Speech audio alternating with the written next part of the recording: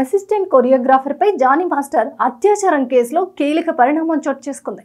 గురువారం choreographer Sheikh Johnny భాషను గోవాలో అదుపులోకి తీసుకున్న సైబరాబాద్ ఎస్ఓటీ హైదరాబాద్ కు తీసుకువచ్చారు.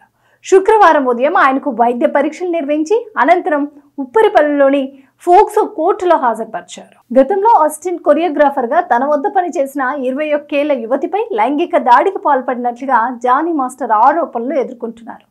ఈ మేరకు ఆయనపై పోలీసులు ఫోక్సో చట్టం కింద కేసు నమోదు చేసిన విషయం అందరికీ తెలిసిందే. ఈ నేపథ్యంలో జానీ మాస్టర్ను గోవాలో అరెస్ట్ చేసిన నాసింగి పోలీసులు ఇవాళ తెల్లారుజామున 4 గంటలకు హైదరాబాద్కు తీసుకొచ్చారు.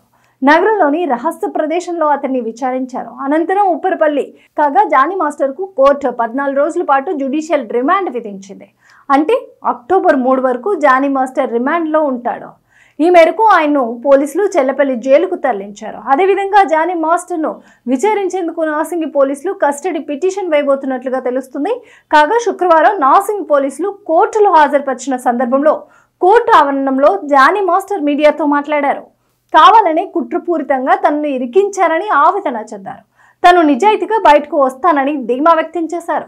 తనను టార్గెట్ చేసి ఇబ్బందులకు గురి చేసిన వారిని వదిలిపెట్టబోను అని, అందరికీ వడ్డీతో సహా చెల్లిస్తా అని స్ట్రాంగ్ వార్నింగ్ ఇచ్చారు. అసిస్టెంట్ కొరియోగ్రాఫర్స్ అత్యాచారం కేసులో జానీ మాస్టర్ పై యువతి చేసిన ఫిర్యాదు ఆధారంగా ఇప్పటికే అత్యాచారం, నేరపూరిత బెదిరింపు, దాడి తదితర 3 సెక్షన్ల కింద పోలీసులు కేసు నమోదు చేసి చెల్లపల్లి జైలుకి తరలించారు. నేర ఆరోపణలతో రిమాండ్ ఖైదీగా చెల్లపల్లి జైల్లో ఉన్న జానీ మాస్టర్ నిరపరాధి అని, ఇందులో పెద్దల కుట్ర ఉందని, అది త్వరలోనే తేలుతుందని ఇండస్ట్రీలో కొందరు పెద్దలు వారి అభిప్రాయాలను వెల్లడించారు. Please subscribe Pragna Media. Please like, share, subscribe to Pragna Media. Pragna Media, please do like, share and subscribe. Please subscribe to Pragna Media. Please like, share and comment if you like the video. Pragna Media.